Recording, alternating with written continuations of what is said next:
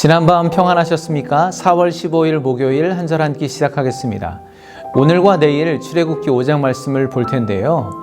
오늘은 드디어 모세와 아론이 애굽왕 바로 앞으로 나아가는 장면, 특별히 5장 1절과 2절 말씀을 중심으로 묵상 나눔을 해보도록 하겠습니다. 먼저 1절 말씀을 보겠습니다. 그 후에 모세와 아론이 바로에게 가서 이르되 이스라엘의 하나님 여호와께서 이렇게 말씀하시기를 내 백성을 보내라. 그러면 그들이 광야에서 내 앞에 절기를 지킬 것이니라 하셨나이다.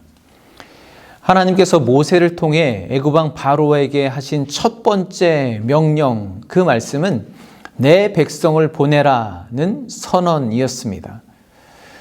그들이 비록 오랫동안 애굽에 종노릇하면서 살아가고 있지만 그들은 애굽왕 바로 너의 백성이 아니라 바로 나 여호와 하나님의 소유된 백성이라고 하나님은 선언하고 계신 것이죠.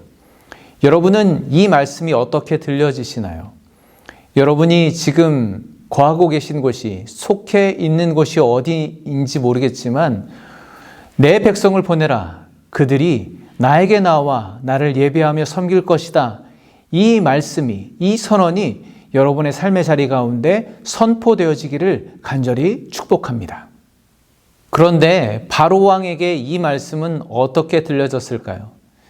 자기도 말로만 들었죠. 40년 전에 애굽 사람을 죽이고 왕궁에서 멀리 미디안 광야로 쫓겨났던 그 사람이 이제는 노인이 되어서 갑자기 찾아와서는 다짜고짜 한다는 말이 노예로 살고 있는 자기 백성들을 내어놓으라고 말하고 있는 것입니다. 자기들의 하나님이 그렇게 하라고 명령하셨다고 왕에게 나아가 담대히 말하고 있는 것이죠. 바로의 입장에서는 얼마나 황당하고 얼토당토한 소리로 들리겠습니까? 바로의 대답은 아주 단호합니다. 2절 말씀인데요. 여호와가 누구이기에 내가 그의 목소리를 듣고 이스라엘을 보내겠느냐.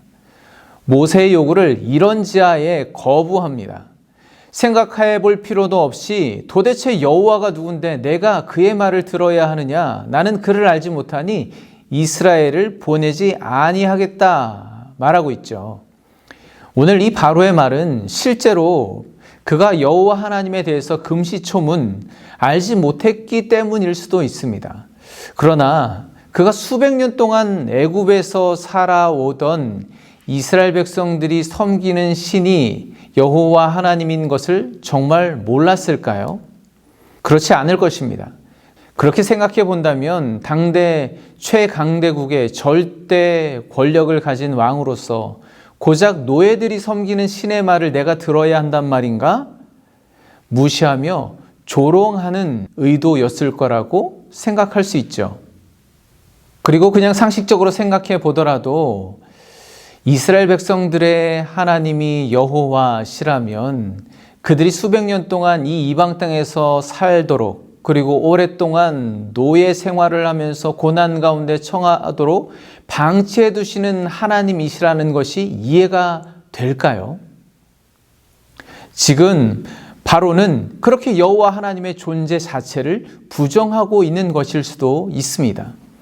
사실 여호와가 누구인가? 그 질문은 여기 애국과 같은 이방 민족들에게 뿐만 아니라 오랜 포로기를 보냈던 이스라엘 백성들에게까지 널리 퍼져 있던 아주 근본적인 질문이었을지도 모르겠습니다.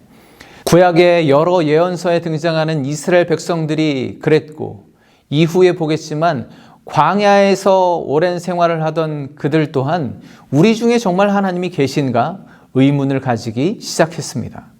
어제 본문을 통해서 본 것처럼 모세와 아론이 모든 이스라엘 백성들 앞에서 지금까지 그들에게 분부한 하나님의 모든 말씀을 전하고 이적을 행하자 그제야 백성이 믿었고 여호와께서 이스라엘을 찾으시고 고난당함을 알고 계셨다 함을 듣고 하나님께 경배했다고 말하고 있습니다.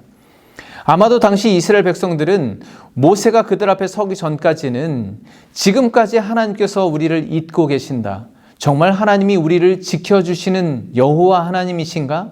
과연 이 세상을 통치하는 존재는 우리 앞에 있는 바로 왕인가? 아니면 하나님인가? 그런 질문을 수도 없이 했을 것입니다. 바로는 모세의 말을 아주 단호하게 거부할 뿐만 아니라 완고하게 반응합니다. 너희가 나를 찾아와서 이렇게 귀찮게 하지 말고 어서 가서 노역이나 하라고 말합니다. 이스라엘의 백성의 수가 많아지고 게을러져서 허튼 소리를 늘어놓고 있다고 합니다. 결국 이 일로 인해서 이스라엘 백성은 이전보다 더 가혹한 노역으로 내몰리게 되었습니다. 하나님의 말씀을 전한 모세의 말을 헛된 것, 거짓말로 만들어서 그들이 다시는 그런 말을 하지 못하도록 하려고 합니다. 상황이 이렇게 되고 모세와 아론이 이스라엘 백성 앞에 돌아갔을 때 그들은 과연 어떤 입장에 놓이게 되었을까요? 어쩌면 표면적으로 볼 때는 40년 전 모세의 입장으로 다시 돌아가지 않았을까라는 생각을 해보게 됩니다. 바로에게 냉담하게 단호하게 거절당하고 혹을 때려다가 혹을 더 붙여서 돌아온 격입니다. 모세를 믿고 하나님을 경배했던 백성들은 그로 인해 더 가혹한 노역과 어려움에 몰리게 되었으니 이제 그를 믿고 하나님을 예배하는 대신 원망과 분노로 가득 차게 되었을 것입니다.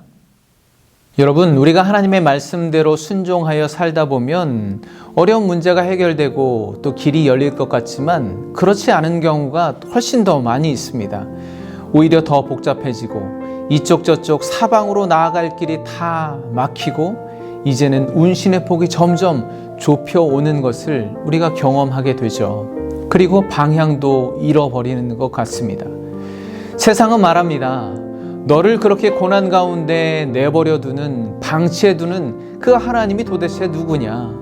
그런 하나님이 정말 믿을 만한 존재냐? 존재하기는 한 거냐? 세상 속에서 살아가고 있으니 세상의 방법대로 세상의 순리에 맞춰 그렇게 열심히 살아갈 것이지 도대체 계시지도 않는 하나님을 왜 찾는 것이냐? 그러다 보면 차츰 나 자신도 하나님을 예배하던 삶이 원망과 분노로 변하고 하나님이 정말 나와 함께 계시는 것인가? 의심이 싹트기 시작합니다. 혹시 여러분이 그런 상황 가운데 계시지 않습니까? 그럴 때 우리가 반드시 기억하고 붙들어야 할 말씀이 있습니다. 오늘 모세를 통해 바로에게 선언하셨던 그 말씀, 내 백성을 보내라. 그러면 그들이 광야에서 내 앞에 절기를 지키리라. 하나님은 우리를 당신의 백성이라 부르십니다. 우리를 향하신 하나님의 마음이 바로 그것입니다. 너희는 나의 소유된 백성이다. 너희를 둘러싸고 있는 그 문제와 고난 가운데서 나와 나를 예배하게 만들 것이다. 하나님은 선포하고 계십니다. 그런데 하나님께서 직접 문제 가운데, 고난 가운데 이스라엘 백성을 꺼내시면 될 텐데 왜 굳이 모세를 통해서 바로에게 그렇게 선언하게 하실까요? 그 말씀은 바로와 같은 세상의 가치와 권세자들에게 뿐만 아니라 바로 우리 자신에게 먼저 들려지고 확신되어져야 하는 말씀이기 때문입니다. 오늘도 그 말씀을 단단히 붙드시고 믿음으로 나가는 자들에게 승리를 주시는 하나님을 기대하시고 만나시는 복된 하루 되시기를 간절히 축복합니다. 내일 다시 찾아뵙겠습니다. 감사합니다.